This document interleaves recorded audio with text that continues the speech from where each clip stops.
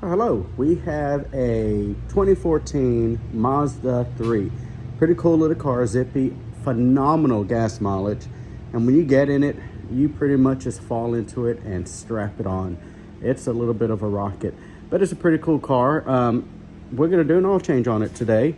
And so I have it, the requirements are for a 0W20. I got synthetic, and I also got a Mobil 1 oil filter, mainly because that's what they had. I was trying to get something else, but Mobil 1 is pretty good.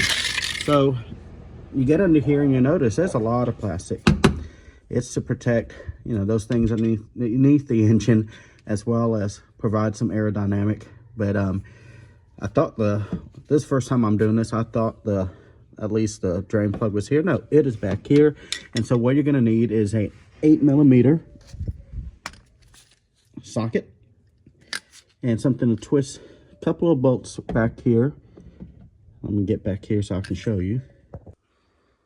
All right, before I go any further, I got it up with my jack and I found some metal. This is where all the wheel ties into. It can easily support this. Then further back, I got a jack stand and I got the parking brake on. So never get under a vehicle with just a jack stand. I mean, excuse me, just a jack. So what you're gonna do is, there's a couple of pop rivets here. You slide the screwdriver there, pop that out, and then take a couple of these screws out, and then this will come out and give you access to the drain plug. So I found out that this is an 8mm hex or Allen, and I highly suggest replacing that with just a standard oil plug. But finally got it broke loose, and I'm gonna start draining the oil. There it is, it's draining. So we'll let all that drain out, and then we'll take our oil filter wrench and take the filter off. Okay, that's almost done draining. Now my son bought this neat little oil filter wrench. I think he got it at Walmart. I'm gonna give it a try. And it just slides on, and I'm getting oil all over my hands. Nope, got to turn the wrong way. Okay, there we go. And twist. A little more twisting. Good idea, I guess. It's coming off. Yep, there it goes. There it goes. All right. And then drop the oil filter. And you're gonna get messy, so you should wear gloves. I was lazy. Now I gotta clean it off. Okay, now that the oil is all pretty much drained out, make sure that you clean the drain plug and then carefully put it back in, not like I just did. Okay, make sure there's no dirt. Carefully put it back in, and then just make it nice and snug. Not overly tight, because you don't want it like it was here a little while ago. Couldn't get the thing off. I do not have a replacement plug for this. Next time I do it, I'll be ready and get a regular, socket one, because I don't like this design.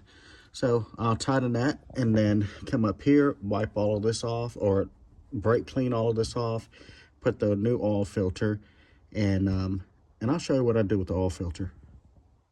What I like to do, if you can do it, especially on an oil filter that goes straight up into the where you screwed in, I go ahead and pre-fill the oil filter. And now some people say you don't have to do that anymore, but I still like to do it. And then you take some of this fresh oil and you just go around the gasket and give it just a little bit of lube. You want to do that because if you don't, the poor fella after you that's going to change the oil next time is going to have the hardest time getting this oil filter off.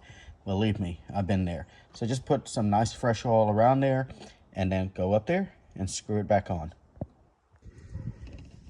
All right, like I said, make sure you just wipe this off. Make sure, mainly you're doing this to make sure there's no gasket material from the old gasket that was there.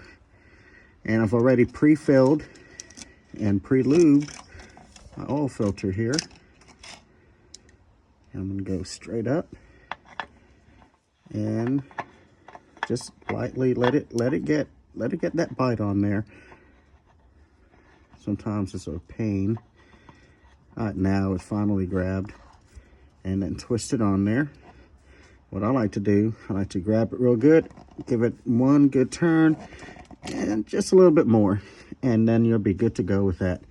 Now there's a trick, a thing that I learned from, well, Derek from Vice Grip Garage, and he likes to write the mileage and the date on this, in case you forget. So that's a great idea, and that's exactly what I'm gonna do.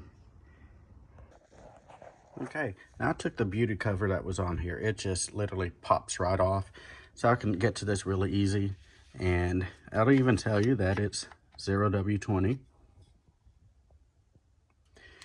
And it takes almost 5 quarts. So I'll put like 4 quarts in and then just start checking the dipstick. And just to prove,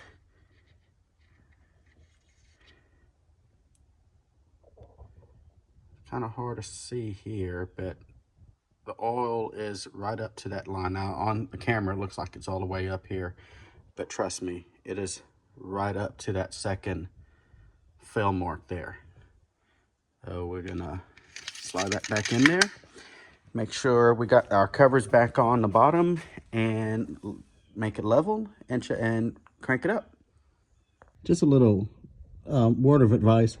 These plastic push tabs, pop rivets, they break very easily, especially if there's been any kind of heat cycles, like if it's been several years. So don't be surprised when you go to pry on this, it just disintegrates in your hand. If it breaks flush, just push it on through. They sell these extremely cheap. You can buy them on eBay. You can just buy a whole bag or go to Auto Parts, and you'll just get the new one, push it in there, and push till it clicks. Now today it's kind of cold out here, and so it's a little harder than normal, but there, now it's up there. I'm going to put the 2 8mm screws back in here, and we'll be good to crank it up.